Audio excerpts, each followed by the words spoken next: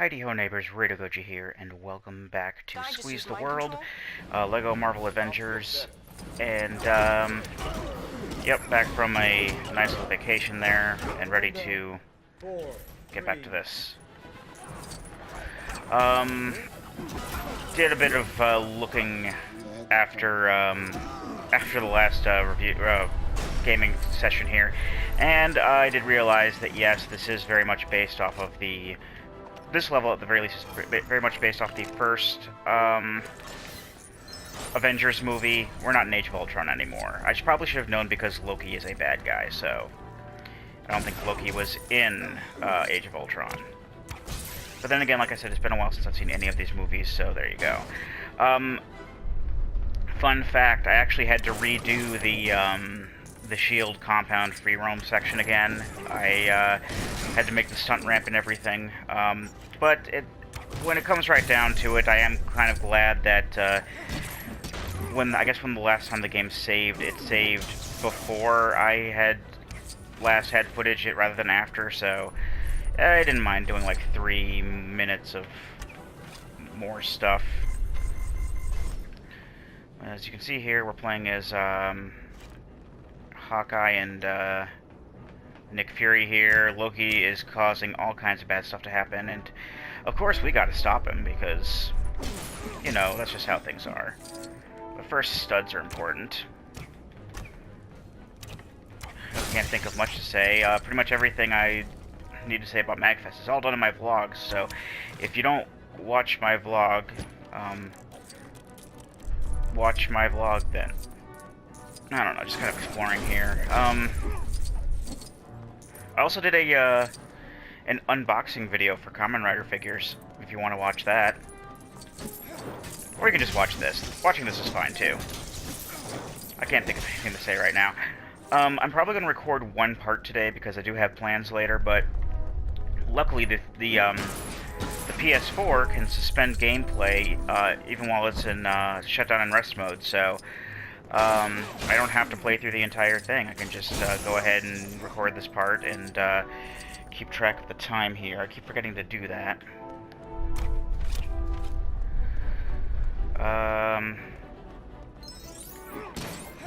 Yep. But I'll just keep it suspended when I go out to do stuff after I, you know, upload this, so that works out pretty well overall. There's a shield switch there, only Captain America can use that. There are a couple of handles that only the Hulk can use, or comparable characters.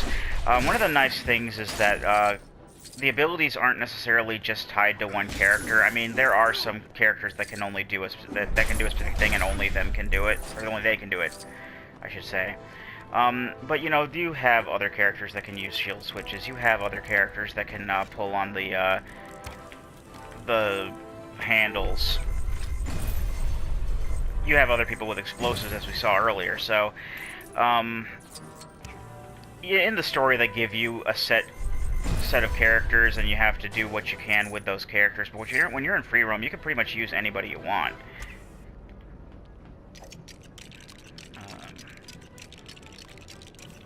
That's making a shield panel. And what will this do exactly? Access granted. I don't know. Then again, I am doing this whole thing blind, so I don't know what's going to happen with any of this. You know, funnily enough, when Greg and I, right before we had started doing Fatal Frame, and we were figuring out what game we were going to play, we actually, you know, kicked the peanut around a bit for like an hour before we decided on Fatal Frame. But some of the suggestions that I made, he didn't want to do because I had played them already, and it wouldn't be, you know, blind or anything like that. And he seemed kind of surprised that that all of the LPs that I've done thus far, with the exception of this one in Fatal Frame, well, with Fatal Frame I'm not playing it, he's playing that, because, you know, scary and stuff.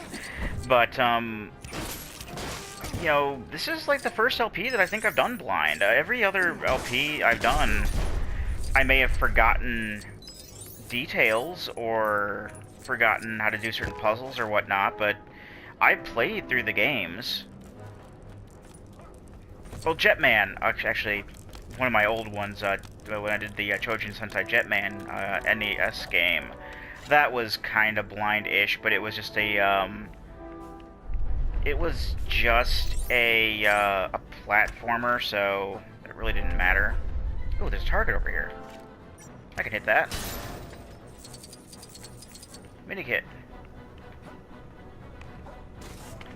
I won't say no to that. Yeah, he seemed kind of surprised that, like, none of the LPs I did have been blind so far. It's not like playing through blind has to be a prerequisite, but, you know. I guess that's just how it is. Whoa.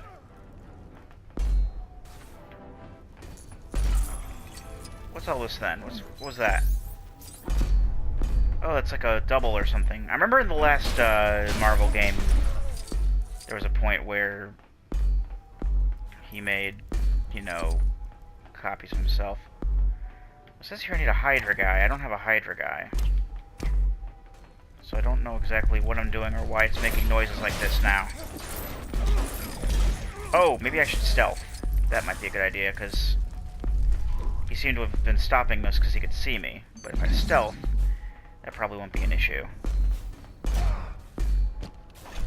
Okay, scratch that. I don't know what else I can do.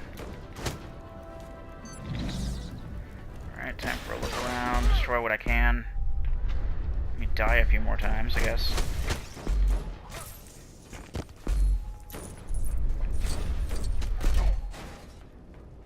That hurts when he does that, too. Oh, well, maybe that thing that I lowered earlier might have something to do with it.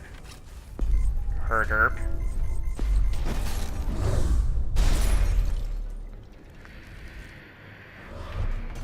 Sometimes you overthink things in the, of a world made free. Sometimes Free you... from what? Sometimes you overthink things and the most... Or you... I think that my mistake there was going off and,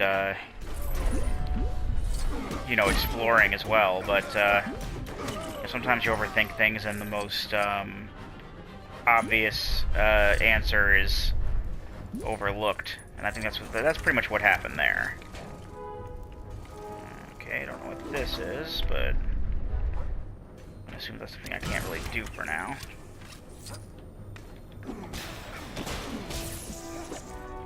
Okay, let's keep going.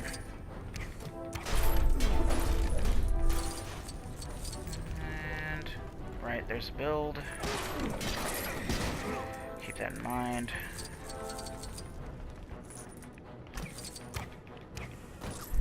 Destroying things is just as important. I do understand that I'm not going to be able to get all of these True Avenger titles the first time through each level, but I do like to at least try for it, that way I don't have to worry about it later. I mean, it's not like the mini-kits where, you know, I can't get all of them in every level because I will usually need to have, like, other people I don't have unlocked yet. But in the case of the stud collecting, it's basically set up so that, you know, even if it might be a bit difficult, you can get the title on every single stage in story mode, so that shouldn't be that big of a deal. Well, there will be some circumstances where if you kill yourself too much, you'll lose the studs needed, stuff like that.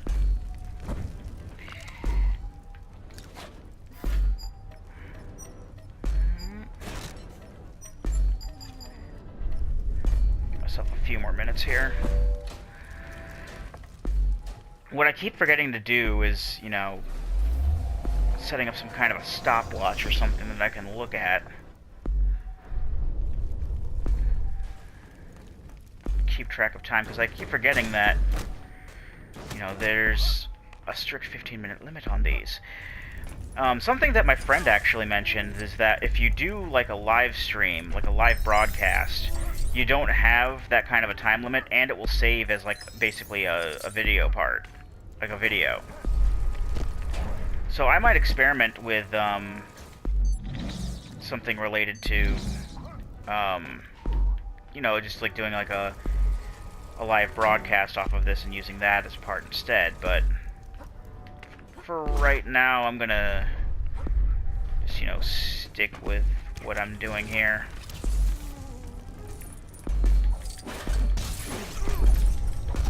Because it seems to work out pretty well as long as I keep an eye on the time.